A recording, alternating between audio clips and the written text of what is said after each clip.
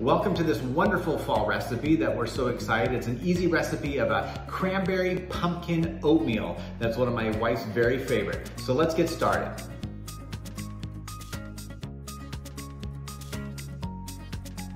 Hello, it's Eric Hatch here with Century 21 Cornerstone coming from the beautiful Sierra foothills, and welcome back to Cooking with Your Agent. So excited today to share this wonderful house.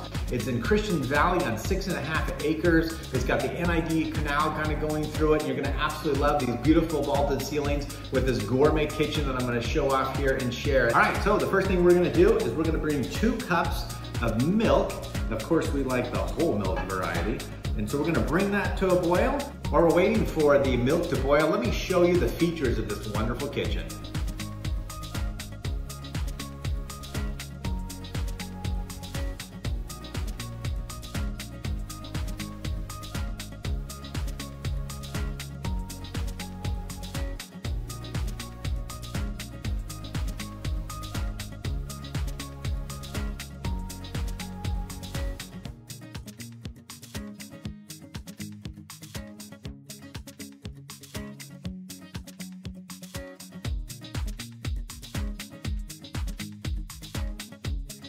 All right, we brought the milk up to a boil, and now we're gonna go ahead and stir in our ingredients. We're gonna grab 1 cup of rolled oats. Got a little bit of stir there. We're gonna put 2 tablespoons of dried cranberries. And we're gonna put a tablespoon of maple syrup.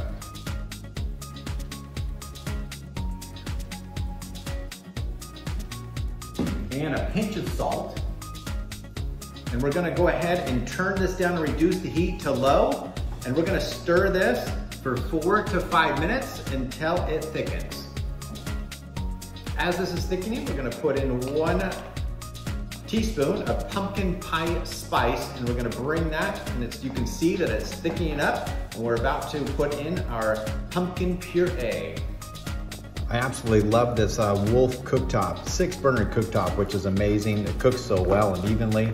You can just smell that aroma of the pumpkin spice and coming through, and you can see it's getting perfectly thick. We're just about to plate this and have a yummy meal.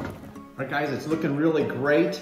Right when it gets thickened, you wanna put in 4 tablespoons of pumpkin puree, and then give that a nice little stir. You can smell that great, looks great, adds a little color to it as well. So we're gonna go ahead and dish this up.